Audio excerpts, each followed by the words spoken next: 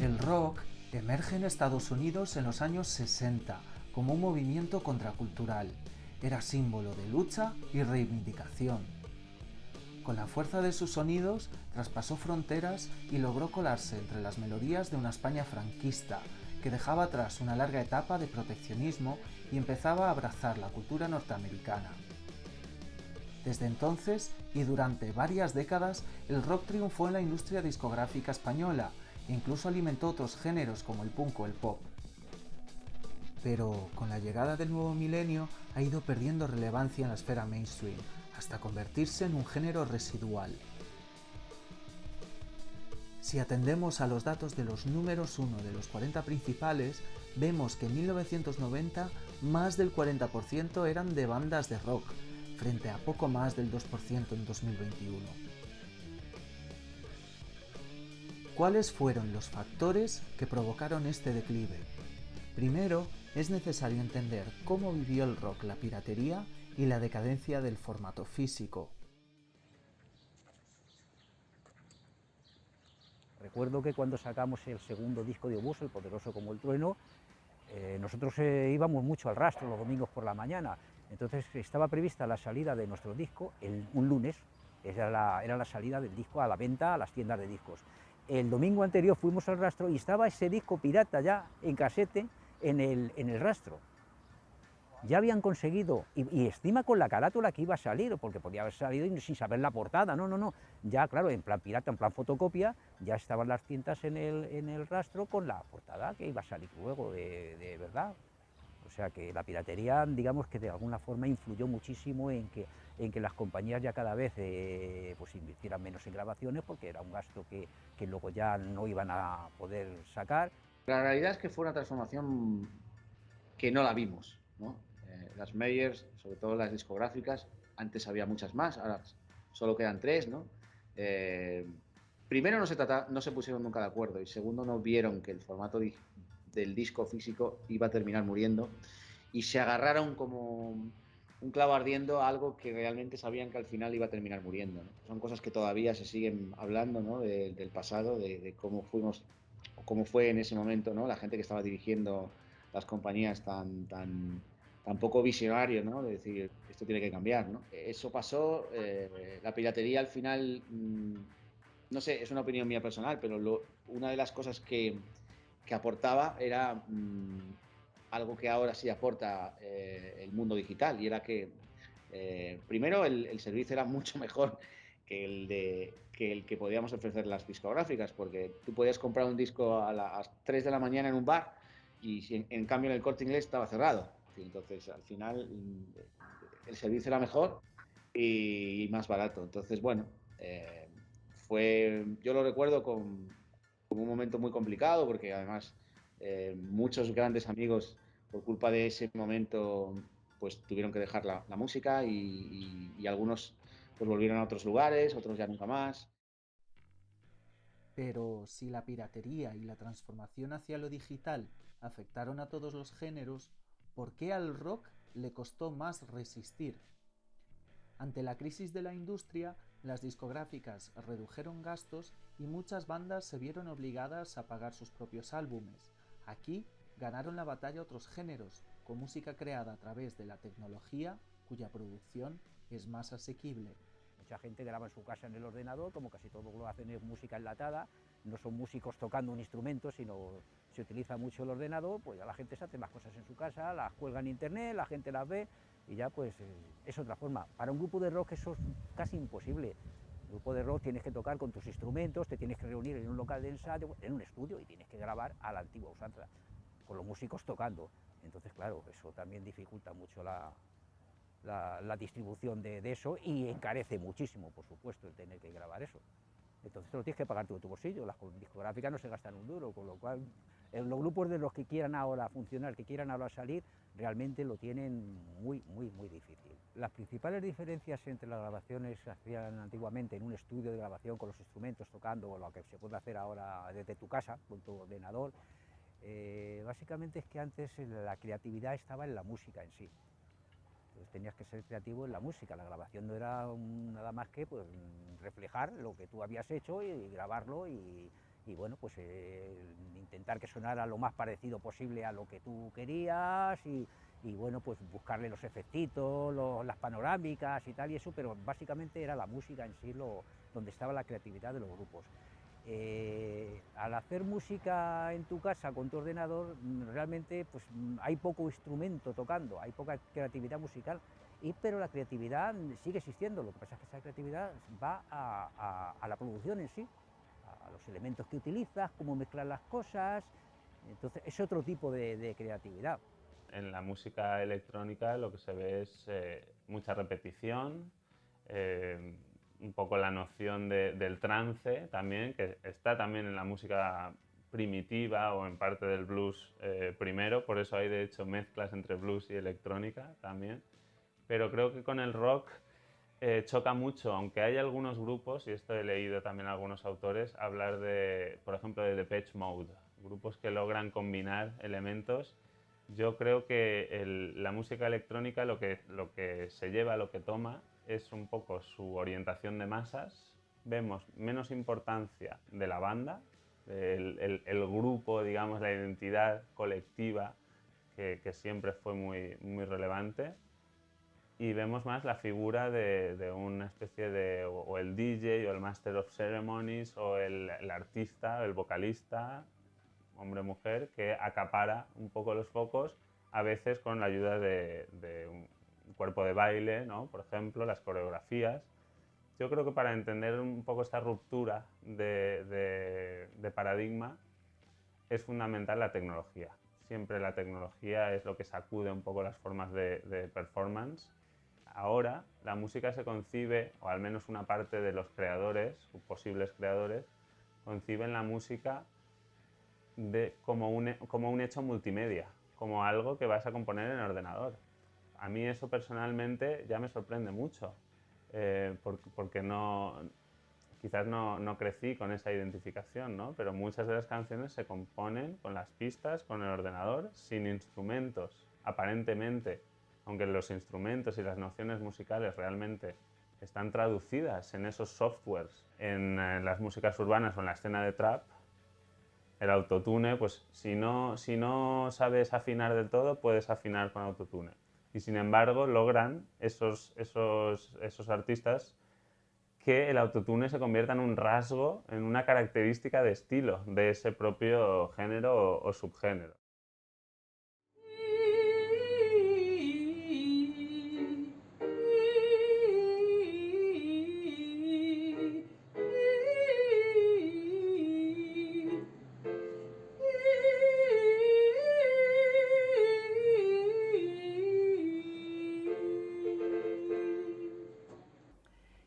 Creo que el uso del autotune tiene una medida y una función que puede ser muy interesante y como todas estas herramientas tecnológicas que parece ya llegar a un lugar común, es saber usarlas, ¿no? A mí me parece que sí se avanzó en las grabaciones con este elemento, pero también sé que se abusó de ello y que se sigue abusando. Entonces, ahí hay un lugar en el que se pueda llegar a equilibrar lo que ocurre realmente en un estudio cuando una persona está metidísima en lo que está cantando, tratando de sacar desde adentro en esa intimidad con el micrófono y demás, en la que por ahí quizás por todas estas cosas en algún momento irrumpe una desafinación y se sigue cantando, pero no obstante, sabiendo que podemos apelar ante esa circunstancia, porque fue una cuestión accidental al autotune, como también la música, el arte en general responde a formas estéticas, me parece que vale el hecho de usarlo ante ese tipo de ocasiones. Lo que ocurre es que, como decía anteriormente, en el abuso lo que se hace es pasar por autotune un disco completo. Entonces ahí se diluye la música y el producto artístico en sí. Con la llegada de las plataformas de streaming se produjo una segmentación en el mercado discográfico. Ahora lo que hay son más nichos, pero la reacción, y pienso ahora en Spotify, a pensar la música solo en nichos es, bueno, vamos a hacer playlists, ¿no? Yo creo que la lógica de las playlists es bastante sorprendente y particular de nuestra época. Cómo Spotify organiza listas de reproducción, tanto por asociaciones estilísticas como por asociaciones de emociones o de situaciones, ¿no? Te sientes tal, ponte esta playlist, llueve, ponte esta, tengo contrato con estas bandas, estos van a estar. Eso pasa en las negociaciones porque lo que se ha observado es que si una canción o un grupo logra estar, o un artista solista logra estar en una playlist, eso va a aumentar notablemente su éxito y su rédito económico a partir de las escuchas en Spotify, que habría que decir que son ridículas. Siempre ha habido una tensión entre los artistas y la industria musical, en particular las majors, bueno, hay quien dice pues, que sistemáticamente la industria se ha aprovechado lo que ha podido de los artistas. Desde luego así fue en el primer rock and roll, tal cual, sobre todo de los artistas negros.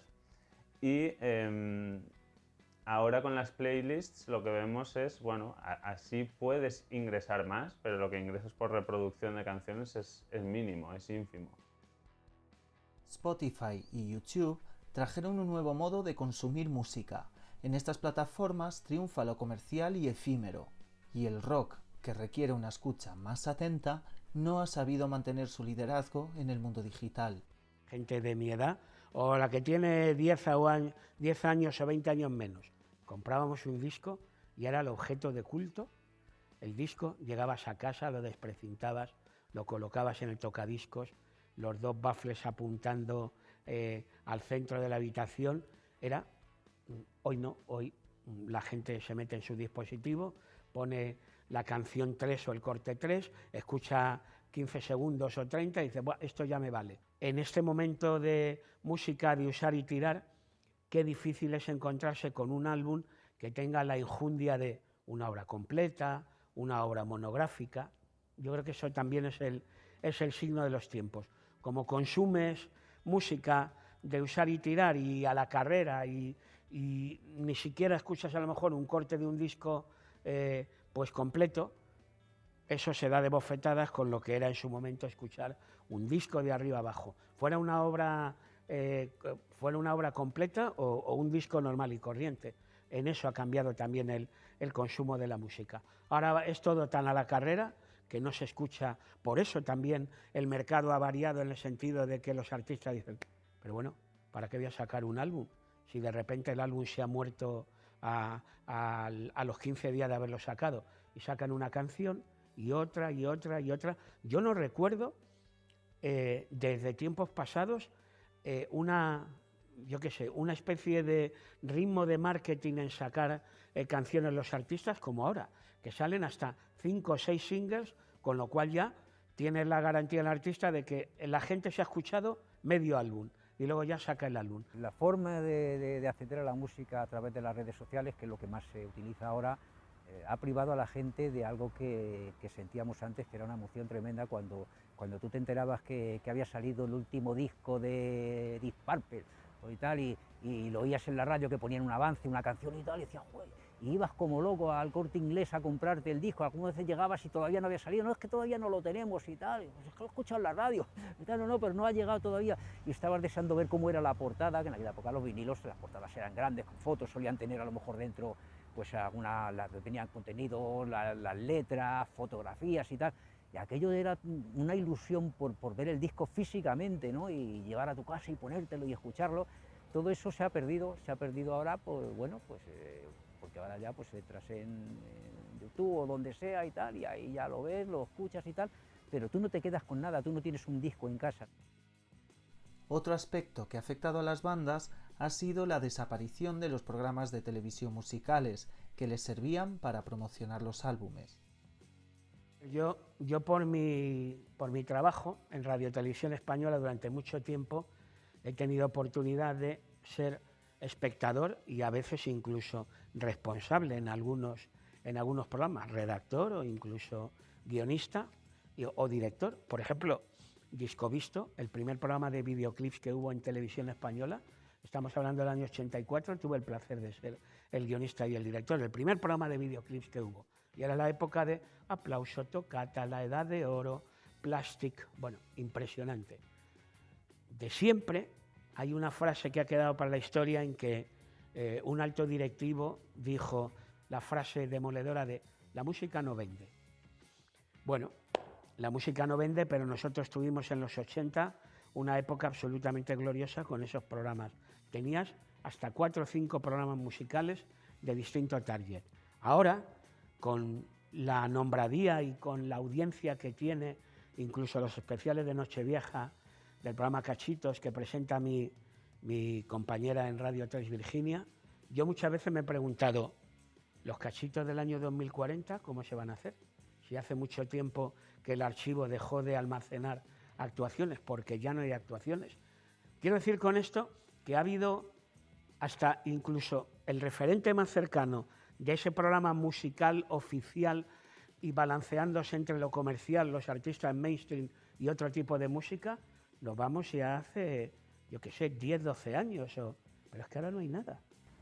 Yo recuerdo al principio de Obús que estaba el programa aquel, Toccata, en el que salían todo tipo de grupos y todo tipo de artistas, no era un programa de rock en absoluto, era de todo, gente que sacaba un disco y pum, y la compañía los llevaba ya a promocionar el disco y te asegurabas una audiencia enorme, ¿no? Porque en aquella época todavía estaban 2 canales solo. Todo eso la pena es que se ha perdido porque ahora ya la gente puede acceder de muchas maneras y entonces los programas musicales en televisión pues no deben ser rentables a las cadenas. O sea, yo creo que al final todo esto también depende de los apoyos que uno tenga. O sea, y si me pongo, claro, estoy pensando ahora mismo en España, ¿no? O sea, yo creo que el tipo de marketing que se hacía entonces estaba muy basado en 2, 3, 4 decisiones. Que te lo pusiera la radio, que la prensa especializada le gustase y y de pronto pues que pudieras hacer el especial de fin de año. Y todo giraba en torno a eso. Las televisiones privadas decidieron en un momento que los programas musicales no dan, digamos, ingresos económicos que no interesan. Y por tanto, ninguna televisión privada apuesta por un programa musical en el sentido de los programas musicales que herederos un poco de la tradición del rock o de la música popular en general. Me refiero que sí que hay concursos en los que cada uno tiene que ir y el jurado le dirá tu cara me suena o la voz en el que se giran, me lo quedo, ¿no? Esa lógica competitiva. Se clasifica, este no se clasifica, a la gente le mola, este sigue adelante y este se queda.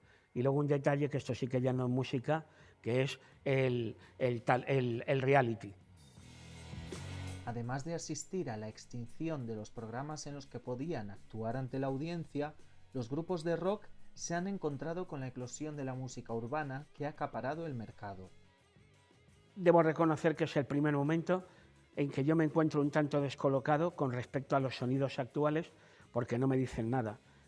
Yo diría que estamos en un momento en donde la calidad ha bajado bastante y ojo que las músicas que se hacen, hay artistas que están en manos de exquisitos productores y que se lo saben todo en cuanto a sonido. Pero la verdad es que hoy esa batalla en el rock la ha perdido. Debe ser difícil encontrarte en cualquier sitio o en cualquier lugar.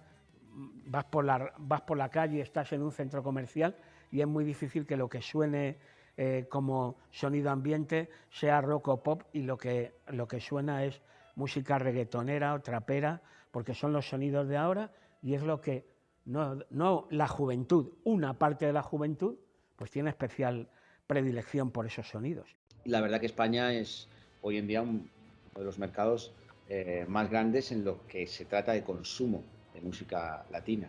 Pero realmente la audiencia ya está en las plataformas digitales, en YouTube, Spotify y esas audiencias están enfocadas a lo latino, ¿no? En este contexto, ¿qué le ha ocurrido al rock para dejar de conectar con los más jóvenes? Llega un momento en que entre los nuevos géneros, y esto debería ser motivo de estudio, ¿no? Pero entre el hip hop la electrónica sobre todo, lo que ahora llamamos, o los jóvenes llaman las músicas urbanas, el reggaetón, la música latina, el trap en particular, introducen no solo músicas que contrastan mucho con el rock, sino valores que contrastan mucho con el rock.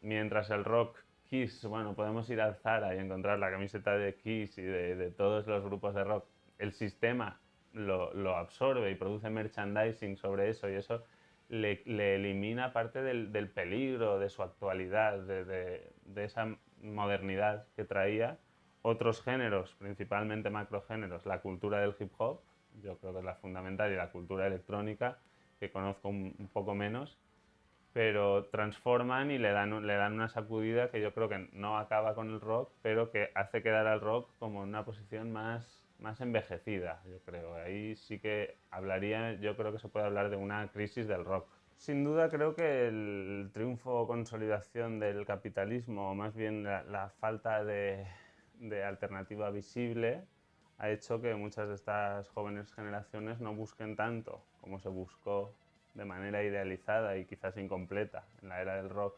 subvertir eso, sino adaptarse a eso para triunfar en ello. El rock nació como un movimiento de contracultura, ¿no? de protesta de la gente joven, de manifestar su rebeldía, de manejarse con toda esa carga creativa y de mucha fuerza, como otros géneros. Creo que también está el flamenco a su manera, ¿no? Pero que, aunque no tenga nada que ver, sí son un poco el reflejo de lo que estaba ocurriendo en su momento.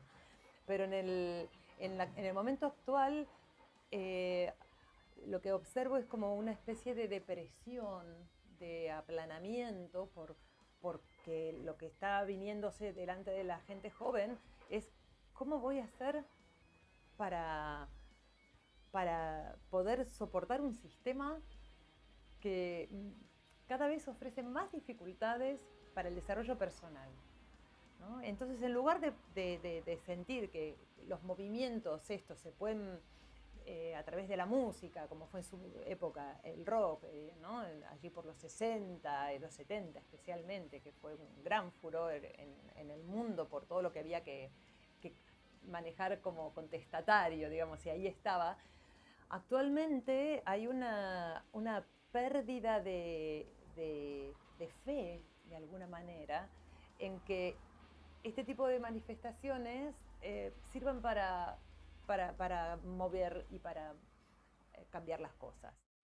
Sin el apoyo de las masas, ¿podemos decir que el rock ha llegado a su fin o lo veremos renacer?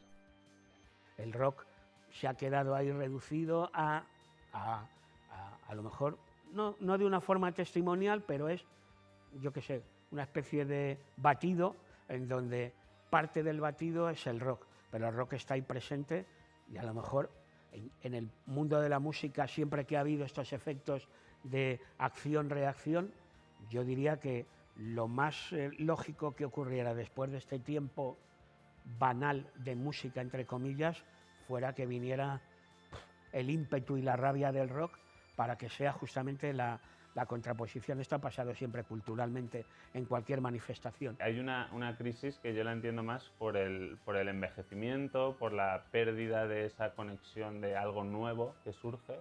Tanto la industria como gran parte de la sociedad siempre va a buscar algo nuevo o algo que piense que es nuevo, que dé la ilusión de ser nuevo.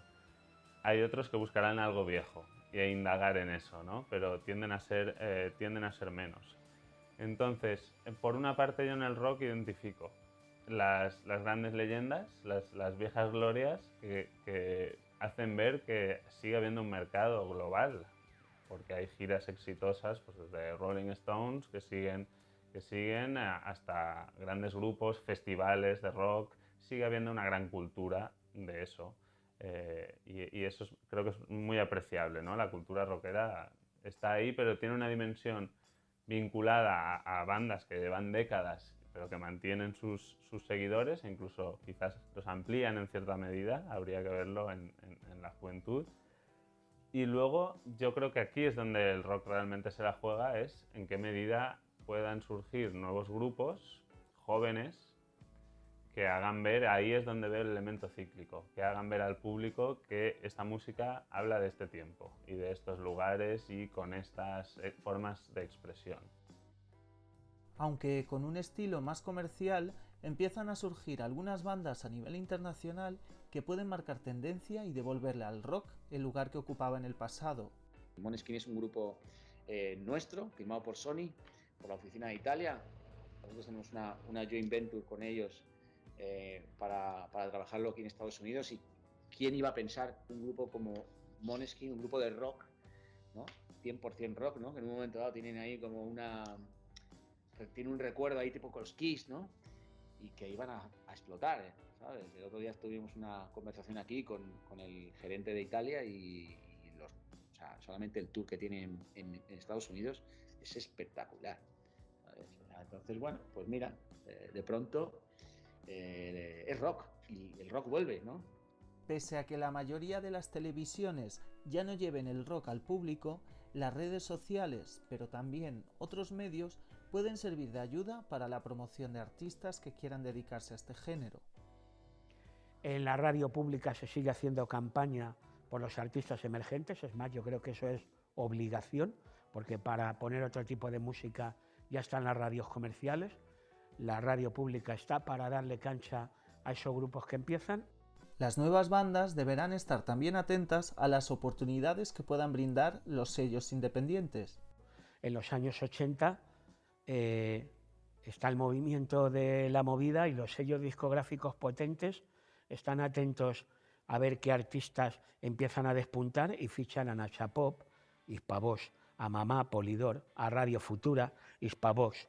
Pero es que si nos vamos a los 90 estamos exactamente igual. Dover, que es el gran boom de la historia de la música independiente en cuanto a venta de discos, son de Subterfuge y lo ficha Capitol, EMI. Esto ha pasado siempre.